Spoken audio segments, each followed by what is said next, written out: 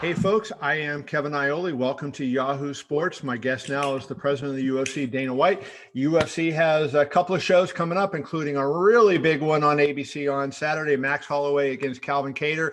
The big one is going to be UFC 257 on January 23rd. Here to talk to me about that and everything else UFC is Dana White. How's it going, Dana? Good, buddy. How are you? Well, I am looking forward to some good fights now. It's been a while, so we've had some time off. So looking forward to getting back at it and seeing some guys go at it hard. Yeah, me too. Obviously, had a nice little vacation during the holidays, but it's good to be back. And it's definitely good to be here on Fight Island, man. The weather's perfect. The hotel is incredible, and I'm glad to be here. Let me start with that, asking you about, you had said in Vegas after one of the press conferences that you wouldn't have fans until you could do the whole thing. But as I understand it, you're going to have partial fans on Fight Island. So how is that, how is that going to work? How many people will be at these shows at Fight Island? And are all the fights going to be at the new Etihad Arena? Yeah, it's at the new Etihad Arena. It's going to be 2,000 fans, and Abu Dhabi wanted to do this, not me. Okay. So we're not telling Abu Dhabi no about anything. They want 2,000 fans. They got it. Okay. Just out of curiosity, what is your objection? Because I'm sure 2,000 people would love to come to some shows in the United States. What's your objection to having just a crowd like that, or a partial crowd? I don't know how it's going to continue to go on in Abu Dhabi. Maybe we start 2,000, then next time we come, we double that, or how that's going to work. But I'll do whatever they want to do. They've been incredible partners to me, so whatever. But in the United States and the rest of the world, we travel around. I'm not doing it until we can sell out an arena. And when that day comes, we will, it's going to be big. Like when we first got into Toronto, when we first went to New York City, things like, when we do the first full crowd back, we'll do a big fight and we'll blow it out and it'll be fun. I would rather, I'm not saying if we're at the, if things change a little bit and we're at the Apex, we wouldn't have some people come into the Apex. Right. Almost kind of like we used to do for, the Contender Series when that first started. But I'm not looking to sell out any arenas. I'm not looking to do any arenas until I can sell them out.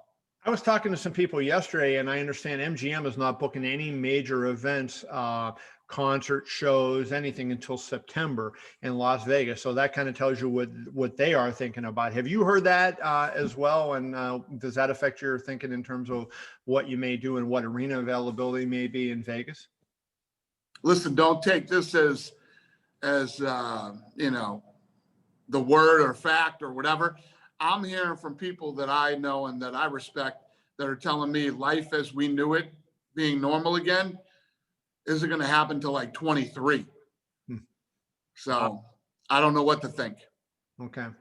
Well, let's talk about the fights in Saturday's fight card, a fight night card headlined by, as I mentioned, Max Holloway against Calvin Kattar. Is going to be on ABC. And how did it come about? It's not the same as when you were debuting with Junior Dos Santos against Cain Velasquez on Fox, because that was the first time on network television. But you're back on network television for the first time since you left Fox to go to ESPN.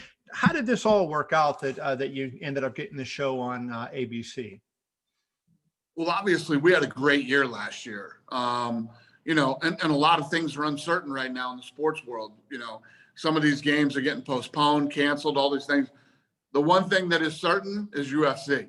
So, these guys wanted us on ABC. They asked us to.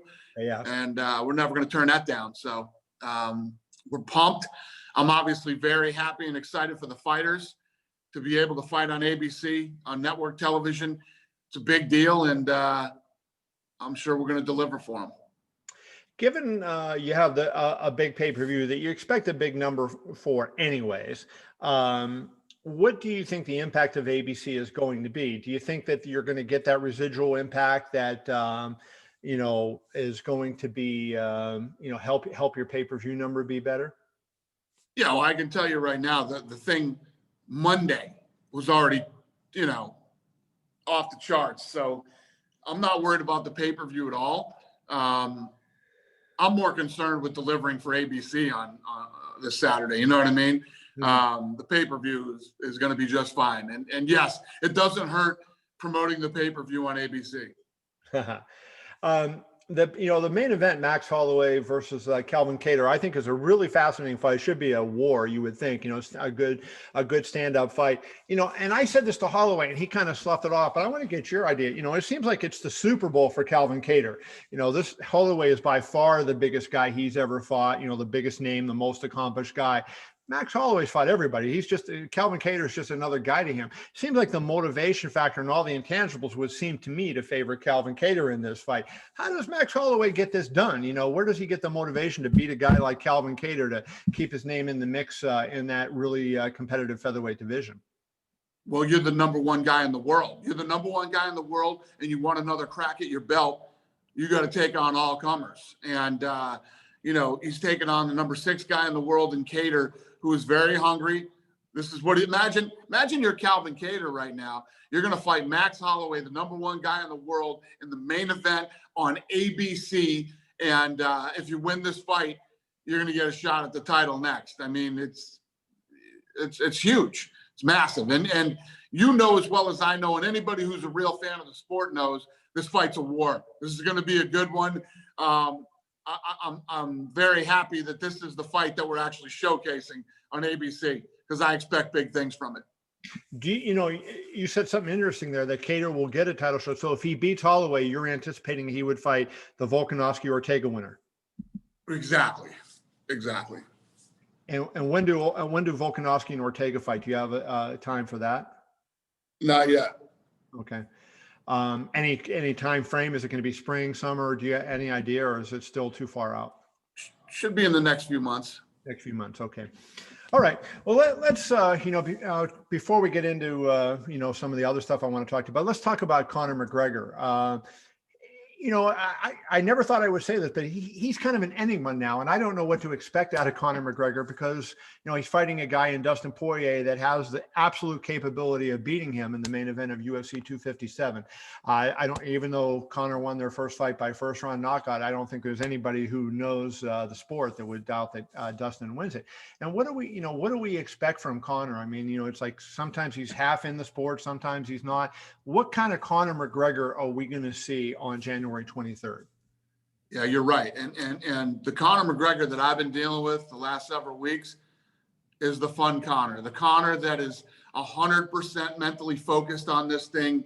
Talking about fighting multiple times this year after this fight, telling everybody, wait till you see what happens during this fight. I got something special I'm going to show everybody. This is the fun Conor, man. This is the guy that everybody fell in love with 5-6 years ago. Have you guys, I don't know if mended fences is the right word, but, he put out text exchanges that you had. I know that angered you. You weren't happy with him when that happened. The relationship was probably strained a little bit. Have you mended fences? Are you guys back together, or is it still a little, I know you get along with guys differently than, No, you're right. The relationship was strained a lot, not a little bit. And I didn't think it was ever going to be fixed. It did. I'm happy. We got together and we talked and we fixed it. We squashed that whole thing. So, which is great for me now, because going into this fight, it's actually fun for me and not miserable. I don't want to ask private conversations, but I mean, I think people are interested to know. He blamed you for not getting, he fights Donald Cerrone last January. Impressive performance. Conor's back. Everybody's excited. There was talk of him coming back and fighting right away, and then it never happened. And this will be his first fight since then. He blamed you for that, and he put out text messages that seemed to indicate that he was telling the truth. I mean, so what was the conversation? How did you guys get that resolved? And does he understand, are you on the same wavelength in terms of, what happened in terms of trying to get another fight? Yeah. The thing that upset me about, the releasing of the text messages was what was said about Diego Sanchez. Right. If you remember, the discussion was about Diego. And, Diego is a kid that I respect and care about. And, you know, the first thing I did was go to him as soon as that came out and talk to him. And then Conor and I don't remember exactly how it went down, but he and I got together and we figured this whole thing out. Mm-hmm. Yeah, that's interesting.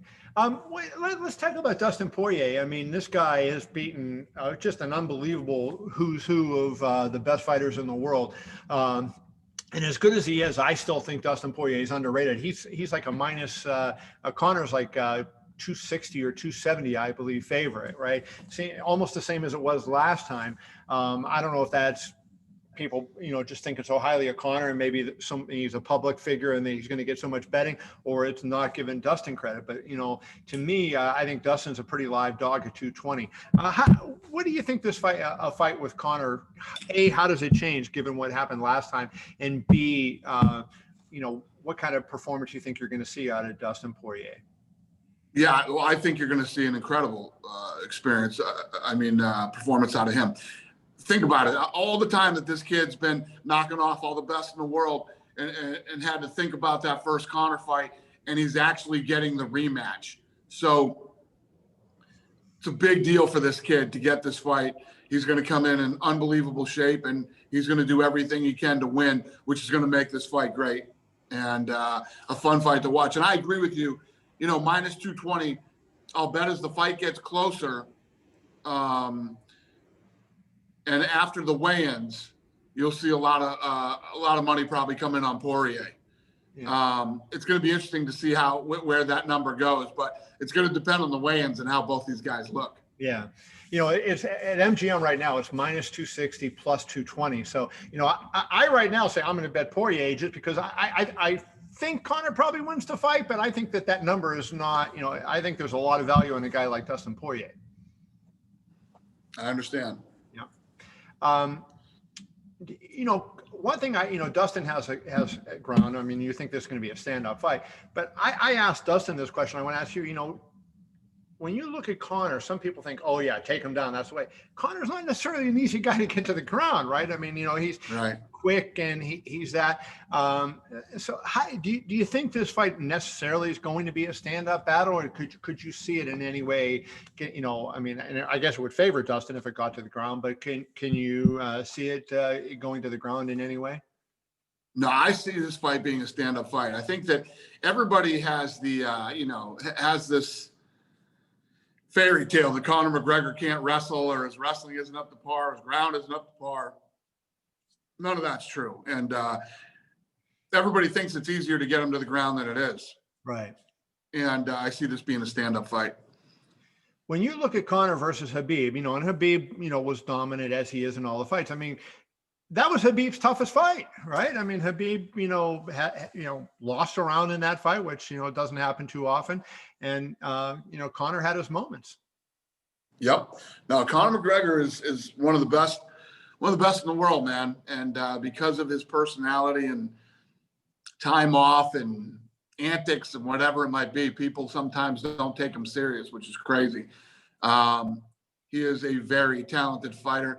He is a very unbelievable striker, and he hits hard. I want to ask you about one more fight before we get into some news and whatnot, and that's going to be your other fight on Fight Island in between the ABC show and the pay-per-view, which is going to be Chiesa versus Neil Magny. And I like that fight, and I think, the one thing, both guys seem to be really highly underrated, right? I mean, you look at, I was talking to Neil Magny today, and I'm looking at all the guys he fought, Johnny Hendricks and RDA and Robbie Lawler. He fought all these former champions, guys that helped out. Hector Lombard had the Bellator title. This guy, and look at his record, right? And to me, they're ranked 8 and 9 in a division. And you look at it and you say, man, that might be a little bit low for both of these guys. I agree. This is a great fight. And you couldn't have said it any more perfectly. These are two guys who really, especially Magny, is a guy who hasn't gotten the credit that he deserves. I'm happy to see this guy in a main event and facing off against somebody like Chiesa, who also has worked his way up and fought some tough guys. But Magny has fought the who's who, man, and he's always willing to step up. Late minute fights, he'll fight anybody. He was when nobody wanted to fight Khamzat, he was willing to fight Khamzat. Yes, he was, yeah. Neil Magny is the real deal. I'm really happy to finally see him getting the respect that he deserves and headlining a card. And I don't, I don't want people to take this the wrong way, because some people are going to say Kevin Iole compared Neil Magny to John Jones. But in this standpoint, John Jones is tall with that great reach. Neil Magny in the welterweight division is 6'3" with an 80-inch reach, right? And he creates that kind of matchup that I think Jones created for a lot of light heavyweights. And you don't see guys with that kind of reach at 170 pounds too often. What kind of advantage is that? You fought. What kind of advantage is that for him, do you think? No, it's true. When you have that kind of a reach and that kind of length, even on the ground with that kind of length, it's a massive advantage. I don't think he's that much bigger than Chiesa, though. Him and Chiesa they're close, and he's got 5-inch reach and 2 inches in height. So he does have an advantage over Chiesa. His reach is still huge. 5-inch reach with only 2 inches in height. That's amazing. Yeah, it's pretty incredible. What does a win do for that? Obviously a big win, whoever wins that fight. What does a win do for that person? Do you think that, that puts them a fight away from a title shot? Well, I don't know if it's a fight away from a title shot, but both guys are ranked in the top 10. It definitely pushes them up, possibly with a top 5 fight. Yeah. Okay. One of the things I wanted to talk to you about, there was a really interesting article written by Stephen Morocco on the MMA Fighting the other day, talking about Spencer Fisher. And this is something that, I have been ringside for 7 deaths in boxing. Thank God I've never seen one in MMA, and it's been a while in boxing. But, even in 2019, we had 4 boxers, including a former UFC fighter, Tim Hague, pass away in boxing matches. And he talked about Spencer Fisher having a lot of injuries. And, first, I just want to get your reaction to the story. I'm sure if you haven't read it, you've at least heard about it. I haven't, but I've heard about it. And you obviously know Spencer very well. What was your reaction to the story and the problems he's suffering? Yeah, I figured that eventually, somebody was going to write a story about this stuff. And it's not just Spencer. There's other guys out there, too. I mean, you and I both came from boxing, and this is normal. This isn't some like, oh my God, this is unbelievable. I mean, everybody who gets involved in this sport, nobody is under the misconception that getting punched in the head is good for you. Okay. Getting punched in the head is really bad for you. And we all know it going in, not just the people who participate in it, the people who promote it, the people who watch it, and the people who cover it. I mean, this is one of the facts of combat sports and contact sports as a whole. So yeah, I mean, it's not shocking. I mean, when you get a case like this is an extreme case, right? Where he doesn't remember his children's name and all that. There's some people that, have some deficits, but they can live a normal life. This guy is not able to live a normal life. So how do you take care of guys like that? When I don't know if everybody does. I mean, I think once you start to have brain problems, it creates all different kinds of things, emotional problems, different types of stress, anxiety. All kinds of different things happen from having these brain injuries. It happens to a lot of the military guys too, and police officers. Yeah. But it's what I can do as a promoter. If you look at all the things we've done, from health insurance, which I heard, in the story that our health insurance was questioned in there. Yeah, it's not really health insurance because it's got a deductible to it. It's the best health insurance we could get. I mean, try to get health insurance for 650 Ultimate Fighters and see what kind of a health insurance plan you're going to get. It's never been done in combat sports before. We're the only ones that did it, and we did it. We've been donating millions of dollars to the Ruvo Center for brain studies, and now this new story just came out on HBO Sports where they're using psychedelics to they're microdosing psychedelics, and they're saying that it's helping some of these guys with brain injuries. We talked to John Hopkins, and we're working on getting us involved with that too. The PIs that we've built, and the list goes on and on of all the things that we've done to try to improve the sport. And Spencer Fisher definitely isn't the first, and he won't be the last. Right, I get it. And I was going to bring up the because I just wrote about the Ruvo Center, the professional athlete brain health study that's being run by Dr. Charles Burnick, and they're doing great work. And I talked to him. I didn't write this in my story because I was having trouble understanding, and I thought it would be difficult for the public, but they're making advancements on understanding CTE and stuff like that. So, a lot of good things. But I was wondering, can you do something, given your support of that, say put money in escrow for fighters like Spencer Fisher, who after they're gone from the UFC and they're out, but they need medications to support themselves. Can you do something like that? Is that something you've ever considered, so that there's money in escrow that's there for these guys that, if they fought so many times in UFC and they have issues where they have medical things going on post-career that, that can be taken care of? Yeah. I mean, listen, if you knew the wide range of things that we do already medically, I mean, things that pop up, this is a contact sport, not just your brains, your backs, your necks, your shoulders, your knees, all the things that can go during a sport like this. And we do, we spend millions of dollars a year on things like this. I don't know what the answer is, but this isn't, first of all, this isn't shocking. Right.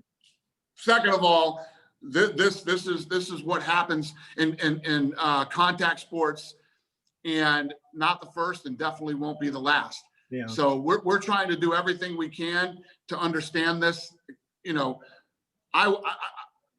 If we can figure out the microdosing thing, the Ruvo study and what they're doing, and all these other things, and you can figure out how to make these guys' lives easier, that's where the money needs to be spent.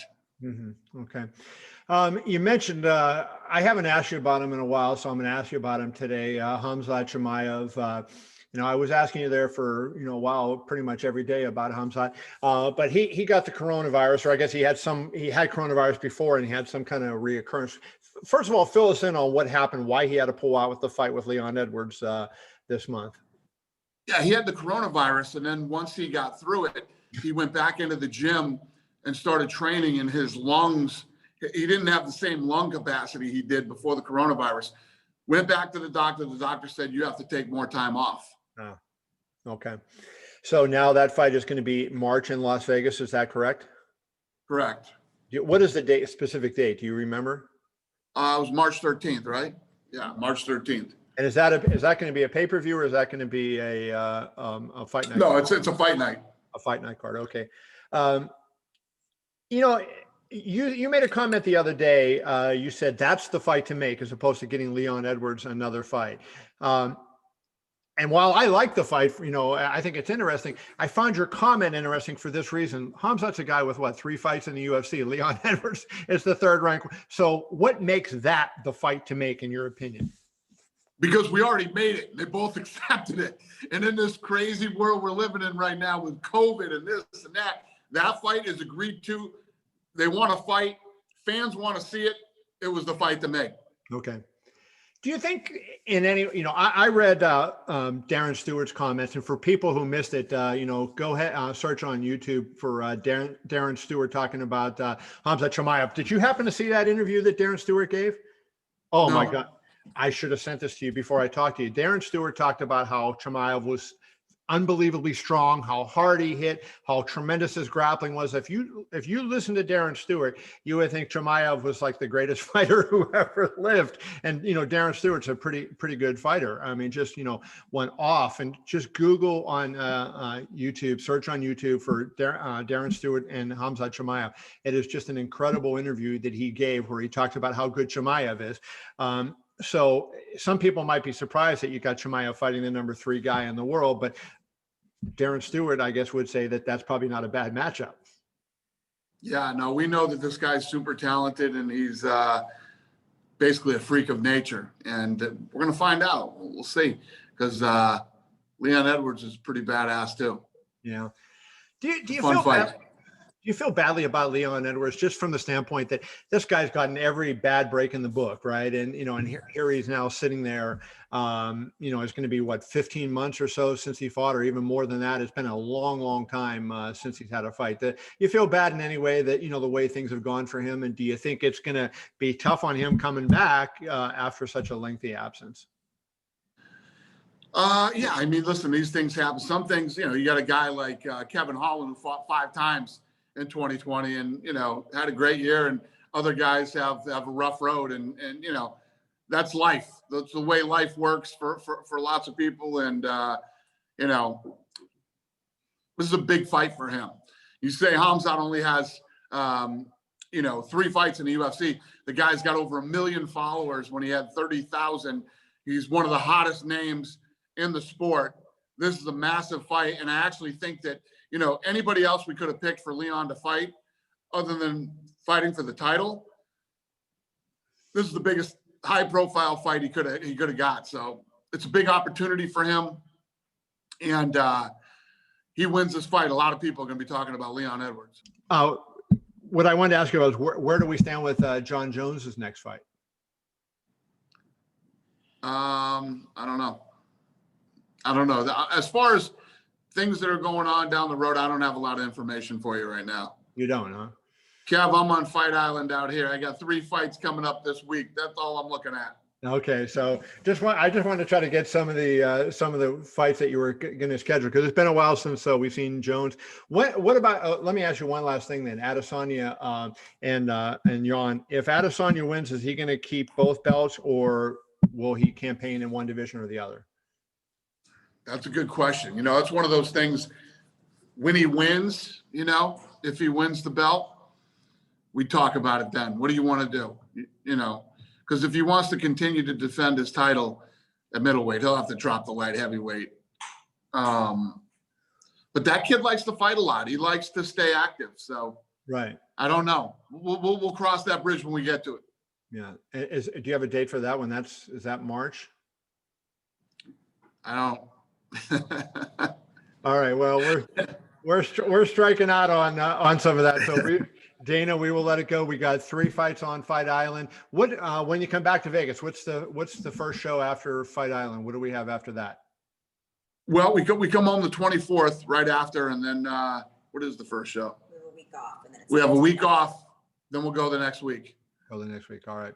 Well, good luck on Fight Island, Dana. Thank you so much, as always, for your time, and we will see you soon. Thank you, brother. Have a great night.